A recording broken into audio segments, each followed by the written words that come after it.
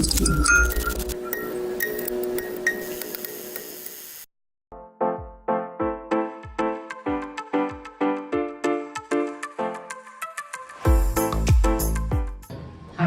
zany atao maritoerana ny fandriam-pahalemana. Ho ihany koa ny fanatsarana trano, ny fitaovana eto amin'ny Folanda. Efa misy hélicoptère vitanareo roa sy fatako teto fa telo ny tena izy no avy manaraka eo. Misy atao hoe procédure de passation de marché.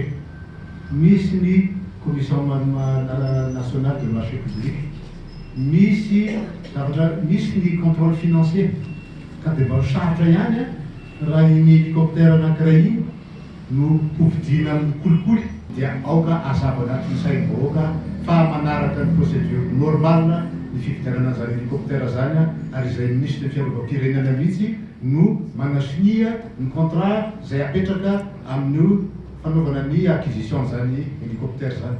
Satria ny hélicoptère dia misy samihafa ny hélicoptère voalohany, misy samihafa ihany koa arakaraka ny ilana azy, misy samihafa ny module, misy samihafa ny zavatra be dia be pisipisi anazy io, dia amin'izay efa mibobona dia tokony ohatriny.